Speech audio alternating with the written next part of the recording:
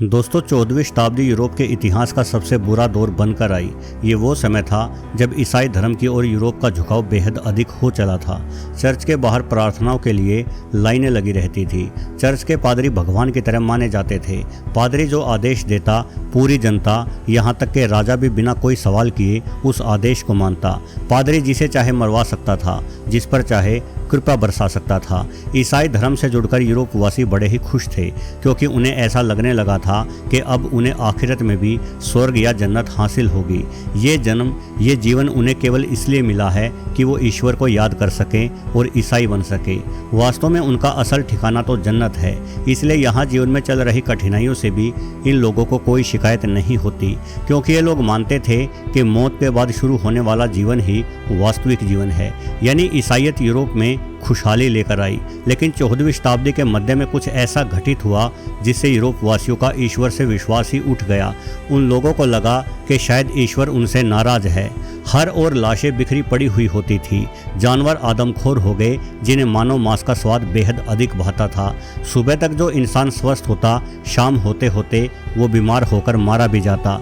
इतना भयंकर मंजर कभी किसी ने नहीं देखा था। कोई किसान यदि खेत पर काम करने जाता तो उसे ये तक अंदाजा नहीं होता कि शाम के समय वो वापस लौटकर भी आ पाएगा या नहीं, और यदि लौट भी पाएगा तो उसके परिवार के सभी सदस्य उसे जिंदा मिलेंगे भी या नहीं। मरने वालों की संख्या इतनी अधिक थी कि लाशों को दफनाने की बजाय नदियों में फेंका जाने लगा। पूरे के पूरे गांव और शहर शवों से अट चुके थे। ये क्या हो रहा था और क्यों हो रहा था, ये कोई नहीं जानता था। लेकिन आज हमारे पास उस पूरे घटनाक्रम के बाबत जानकारी है, और यदि आप इस भयंकर मंजर के बारे में विस्तार से जानना चाहते हैं तो चैनल को सब्सक्राइब करते हुए वीडियो से आखिरी तक अवश्य जुड़े रहें। दोस्तों, इस पूरे घटनाक्रम की शुरुआत वर्ष 1320 से होती है, जब चीन एवं मंगोलिया के आसपास के इलाकों में रहने वाले लोगों ने यह महसूस किया कि अचानक इंसानी मौतों का सिलसिला कुछ अधिक हो गया है। किसी रहस्यमय बीमारी से प्रभावित होकर इंसान मारे जा रहे हैं।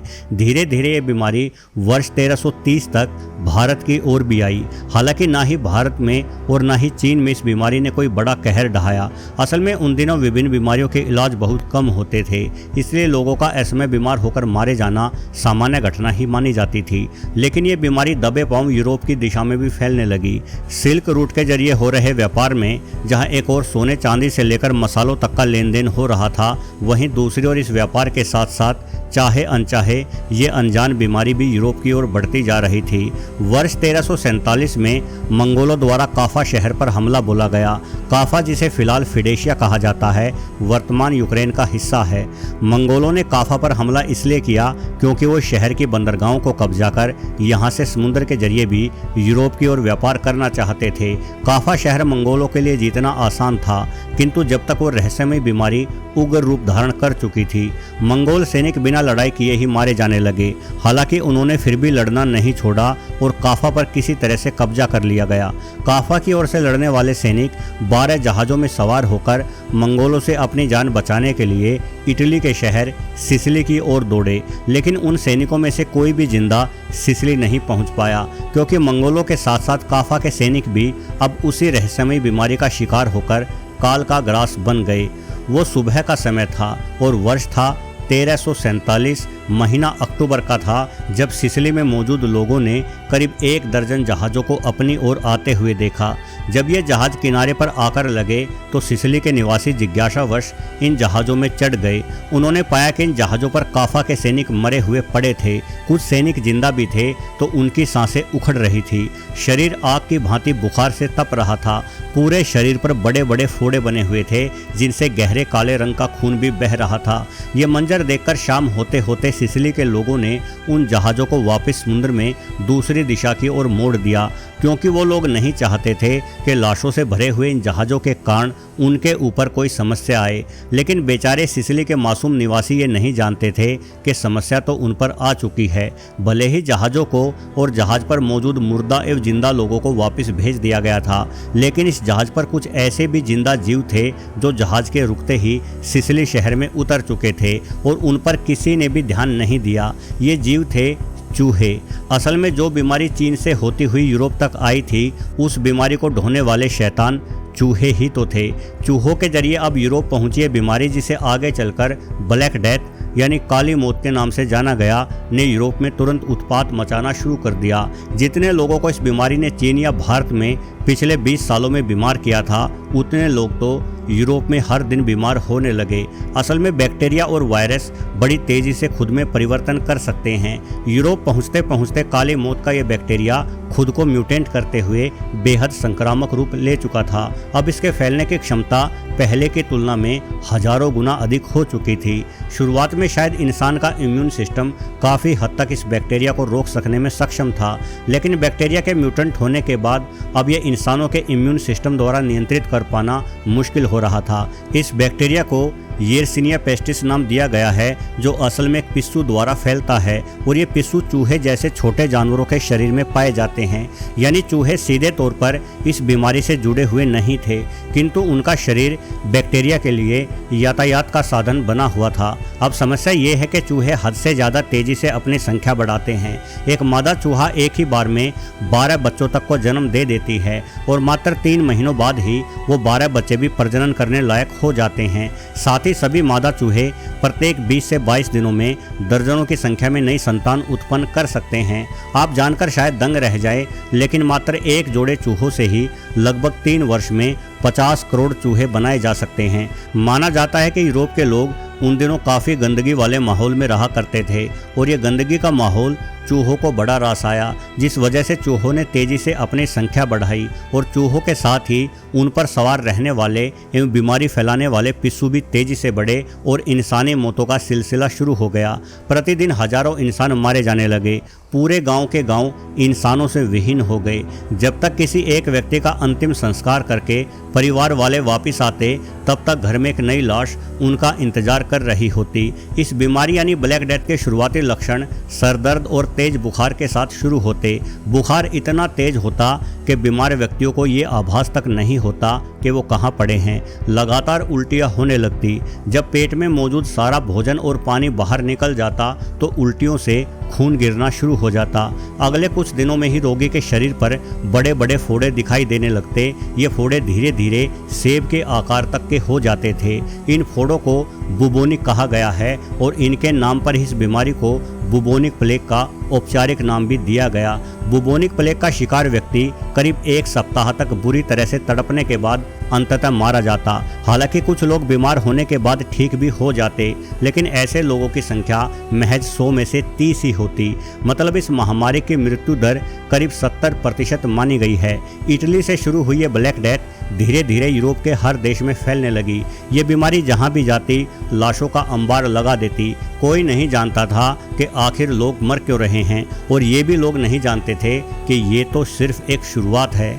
दोस्तों, अभी तक यूरोप के विभिन्न चिकित्सकों द्वारा बुबोनिक प्लेग का इलाज करने की पूरी कोशिशें की गई। फोड़ों को चीर फाड़ कर उनसे रक्त बहाया जाता या उन्हें जलाने की भी कोशिश होती। सुअर जैसे जानवरों की चर्बी के लेप द्वारा भी इन फोड़ों को ठीक करने की कोशिशें की गई। हालांकि इन प्रयोगों में कोई सफलता नहीं मिल रही थी। वहीं वर्ष 1348 आते आते यानी केवल 4 महीनों बाद ही बीमारी का फैलाव हद से ज़्यादा तेज हो गया। साथ ही मृत्यु दर भी अब 70% से बढ़कर 95% तक हो चुकी थी। दरअसल ये प्लेग की दूसरी लहर थी, क्योंकि बैक्टीरिया अब एक बार फिर से म्यूटेंट हो चुका था। अब इस बैक्टीरिया ने ऐसी काबिलियत हासिल कर ली कि अपने फैलाव के लिए इसे चूहों की भी आवश्यकता नहीं थी, बल्कि ये एक इंसान से ही दूसरे इंसान में फैलना शुरू हो गया और पहले से भी कहीं अधिक मारक क्षमता भी हासिल कर गया। बस इसके बाद तो चिकित्सक भी शहरों को छोड़कर भागने लगे। जो कोरोना वायरस वर्ष 2019 में फैला था, उसकी मारक क्षमता मात्र 1.5% ही मानी गई है। अब इस हिसाब से यूरोप में फैली ब्लैक डेथ महामारी की घातकता के बाबत कल्पना कीजिए, जिसकी मारक क्षमता 95% तक हो चुकी थी। पहले जहां बीमारी से प्रभावित व्यक्ति करीब 1 सप्ताह तक जीवित रहता, वहीं अब बीमार हुए व्यक्ति मात्र कुछ घंटों में ही मारे जाते। अगले साल भर में पूरे ही यूरोप में करीब 4 से 5 करोड़ इंसान मारे गए और विशेष बात यह थी कि उस समय यूरोप की कुल जनसंख्या ही करीब 8 करोड़ के आसपास थी। इसका अर्थ है कि ब्लैक डेथ के कारण यूरोप में आधे से अधिक लोग चल बसे। कोई ऐसा नहीं था जिसने अपने परिवार में कई जनों को ना खोया हो। हालात ये तक हो गए थे कि लाशों को दफनाने की बजाय लाशों को नदियों में फेंका जाने लगा। इन फेंकी गई लाशों को भेड़ियों जैसे जानवरों ने अपना निवाला बनाना शुरू कर दिया, जिससे भेड़ियों को मानव मांस का स्वाद इतना भाया कि उन्होंने जिंदा और स्वस्थ इंसानों को भी नोचना शुरू कर दिया। लोगों को लगा कि ईश्वर उनसे नाराज हो गया है, इसलिए लोगों ने अपनी सारी संपत्ति चर्च के नाम लिख दी ताकि ईश्वर उन पर रहम दिखाए। लेकिन इसके बाद भी हर किसी को केवल मौत ही मिली। ऐसे में जिंदा बचे लोगों का ईश्वर से विश्वास ही उठने लगा। वो ईसाई धर्म जिससे जुड़कर लोग बड़े ही खुश थे, इस बीमारी के दौरान उस धर्म से भरोसा उठ जाना कोई असामान्य बात नहीं थी। बचे हुए लोगों को ये भी लगा कि जब मरना ही है तो अय्याशी करके ही मरा जाए, जिस वजह से शराब आदि का सहारा लेने के अतिरिक्त महिलाओं के साथ बड़े पैमाने पर दुराचार होने के किस्से भी सामने आने लगे। कुछ लोग जिन्हें अभी भी ईश्वर से अपने बचाव की उम्मीद थी, खुद ही को कोड़ों से पीटने लगे ताकि ईश्वर उन पर रहम करके उनके पापों को क्षमा कर सके। ये लोग अपने आप को पीटते हुए एक शहर से दूसरे शहर में घूमते रहते। कुछ लोगों ने यह भी अफवाह फैला दी कि खुद को कोड़े मारने वाले ये लोग बीमारी से प्रभावित नहीं होते, इसलिए हर कोई अपने आप को ही पीटने की इस मूर्खता में शामिल होने लगा। सिर्फ इतना ही नहीं, ऐसी भी अफवाहें फैली कि ये प्लेग असल में यहूदियों द्वारा फैलाया गया है, जिस कारण ईसाई लोग बिना सोचे समझे यहूदियों को पीटने लगे। अनेकों यहूदियों को उनके घरों में ही जिंदा जला दिया गया। वर्ष 1348 से लेकर 1350 तक, यानी मात्र 2 वर्षों में ही इतने इंसानों की जानें गई कि ऐसा लगने लगा मानो अगले 1.5 से 2 वर्षों में ही पूरे यूरोप से इंसानों का खात्मा हो जाएगा। लेकिन जैसे जैसे वर्ष 1350 बीतने लगा, वैसे वैसे ब्लैक डेथ नामक इस खौफनाक बीमारी की रफ्तार भी थमने लगी। शायद जितने लोग इस बीमारी के शिकार बन सकते थे उतने बन चुके थे, और जिंदा बचे लोगों का इम्यून सिस्टम कुछ ऐसा था कि वो लोग इस बीमारी से प्रभावित नहीं हुए, या फिर बैक्टीरिया में हो रहे बार बार म्यूटेंट ने अब इस बैक्टीरिया को पहले की तुलना में कमज़ोर बना दिया था, जिस कारण लोगों का गंभीर रूप से बीमार होना रुक गया था। हालांकि इस बीमारी के थमने के बाद भी यूरोप को वापस से पटरी पर आने में कई दशकों का समय लग गया। लोगों की मौत के कारण सुनसान पड़े गांवों में अनेकों लूटपाट की घटनाएं दर्ज की गई। कुछ महिलाएं जो अपने परिवार में अकेली बची थी भी पुरुषों के व्यभिचार का शिकार बनी। दोस्तों, प्लेग की यह घातक बीमारी पूरी तरह से समाप्त नहीं हुई है, बल्कि WHO की एक रिपोर्ट के अनुसार आज भी प्रति वर्ष करीब 1500 व्यक्ति प्लेग की बीमारी का शिकार बन रहे हैं। पूरी दुनिया की जनसंख्या के हिसाब से प्रति वर्ष इतने मरीज सामने आना काफ़ी कम समझा जाता है, इसलिए वर्तमान में प्लेग को रेयर डिजीज माना जाता है। साथ ही आज हमारे पास बैक्टीरियाओं से होने वाली बीमारियों के खात्मे की बेहतरीन दवाई भी उपलब्ध है।